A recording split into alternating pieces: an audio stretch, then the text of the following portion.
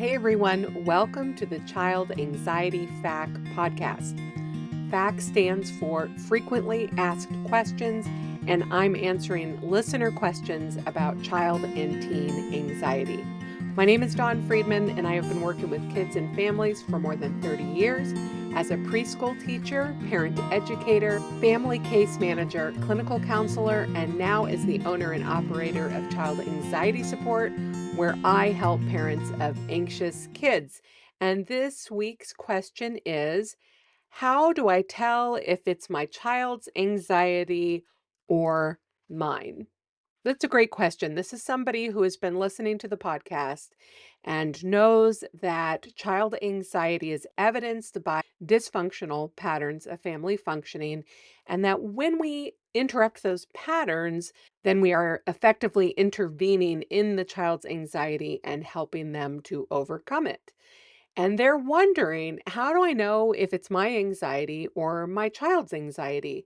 And it's a good question because sometimes I have families who come to me and they tell me all about their child's functioning, and it becomes clear to me that their child likely isn't anxious, like actually clinically anxious, but the parent's anxiety is causing some of those dysfunctional patterns. Or I'll have a family who comes to me, and one of the parents is sure that the child does not have the problem, but it's another parent who has the problem. So they'll say to me, I think my kid does pretty well, but what I notice is that their other parent is very anxious and is causing some anxiety in the child. Or third, the parent is anxious and the child is anxious, and it's hard to know when the child's anxiety is driving the bus and when the parent's anxiety is driving the bus. The first thing that I want to tell you about this is it almost doesn't matter whose it is, not when we first start doing this work. And that's because if a parent reaches out to me, there is parental anxiety present. The parent is worried about the child, worried enough to reach out to me, worried enough to be doing their research by listening to this podcast, getting books about parenting, talking to friends about it. Worrying about it is anxiety. And so if you have concerns, we know for sure that you have some anxiety. Let's just acknowledge that. Now, does your child have anxiety? Again, it almost doesn't matter. The reason why I use the Parenting Pitfalls quiz right on the front of my page is because I want to change the discussion about it. Instead of saying, do you think my child is anxious? Do you think my child has an anxiety disorder? Do you think anxiety is a problem for my child? I want us to start having a discussion about, is my family getting derailed? Are you struggling in some way because of your worry about your child's worries or your worry about your child? If you are struggling, if the worry is getting in the way, then that is where we start. Full stop. That's where we start. When you take the Parenting Pitfalls quiz, which is based on a couple of assessments about family functioning, these are screeners. They're not clinical diagnostic assessments, they're screeners. If you take the Pitfall quiz and you score medium or high, you can only score low, medium, or high.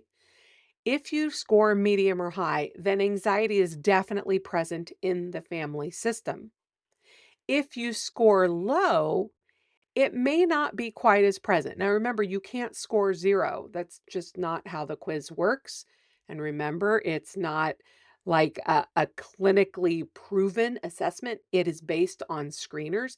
If you score low, then I think you need to consider my worry that made me take the quiz, my curiosity that made me take the quiz, is that enough that I want to start thinking about doing something differently? If you answered higher on any of the questions, I would look at those questions. How often are you getting derailed in that area? If you are struggling with your child, whether it's their struggle, your concerns about potential struggle, actual behaviors that are happening, then it makes sense to get intervention. That said, You're still curious. How do I know if it's my child's anxiety or mine? Let's talk a little bit about child anxiety. If you have an anxious brain, your child's more likely to have an anxious brain. That's because anxiety is nature and nurture. If your child has ADHD or other attention issues, if your child has some other form of neurodiversity that can include giftedness, that can include autism, that can include sensory processing issues, then your child is more vulnerable to anxiety. If your child is very intense, if they are someone who has strong feelings, they are also more vulnerable to anxiety because we all experience anxiety, and those of us at a higher emotional intensity feel that totally developmentally appropriate anxiety more intensely. In other words, anxiety can be present in your child for a lot of reasons. The issue comes when the anxiety starts getting in the way of that child's functioning or the family's functioning or you, the parent, in your functioning. That means if your child is, for example, scared of the dark and shares a room with a sibling, and the sibling can't sleep because the anxious child needs a nightlight, that is getting in the way of family functioning. Does that child have clinical levels of anxiety? Not necessarily, but if the family doesn't know how to help them and learn to sleep without a nightlight, or is struggling with how to support the sibling. As an aside, I would say sleep masks would be a great thing here. But, if they're struggling with how to support the sibling, then you can see whether or not there are clinical levels of anxiety for the child. The family's functioning is struggling under their concern about the anxiety. That is where the work that I do comes in. I work with parents on disrupting those family patterns. To work with me, your child does not need to be diagnosed with clinical levels of anxiety. If your child has been diagnosed with clinical levels of anxiety or could be diagnosed with clinical levels of anxiety, the work that I do with parents still has a strong evidence base. There is a lot of research showing it's effective.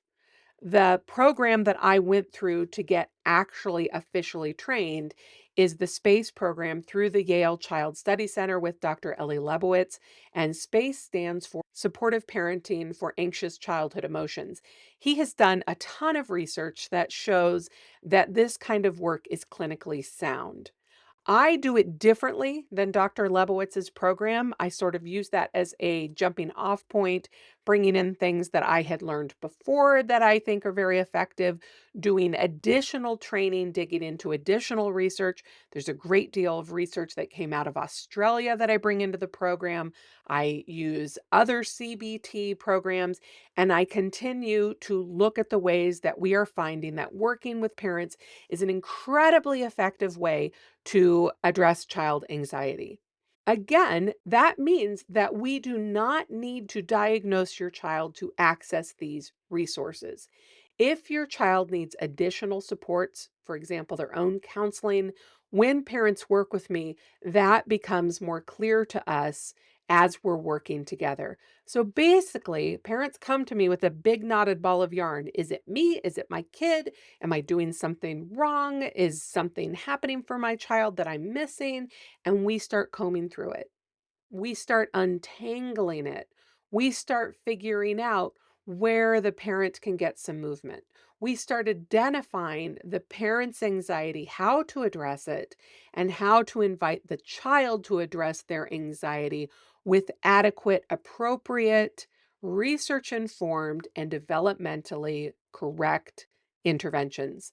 I teach the parents how to do this, which is all to say I don't know if it matters if it's your child's anxiety or yours when it comes to beginning the work that you need to do as a family.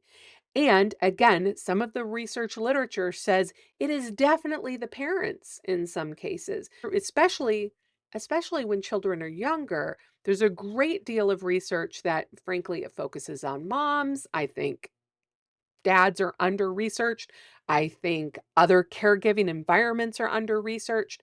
I think that kids who are very sensitive, especially, might be vulnerable to other caregivers such as preschool teachers, nannies, grandparents who also have anxiety. I mean, it's a very complicated. So the more we understand about those dysfunctional patterns and the more that we can address them, the better supports we'll see for the child. And in fact, there's a lot of discussion about doing more work within the schools, working with teachers, because often teachers are stuck in those pitfall patterns too. So I have been doing some training for early childhood educators. I'm continuing to do more research. The UK has some interest in research about doing school-based programs. This is all very exciting. And it means that caregiver support makes a huge difference for kids, not because caregivers are the problem, but because your relationship with your anxious child is your mightiest weapon. If you haven't taken the quiz at my site, I encourage you to do that. It's at childanxietysupport.com/quiz, and you'll be able to get on my email list. I have a Sunday newsletter that sends you more information about child anxiety, and it can also help you figure out how you might like to work with me. If you have questions for the Child Anxiety Support Podcast, go to my website, childanxietysupport.com/podcast. You can post your question there and hopefully I'll answer it on a future show. Thanks.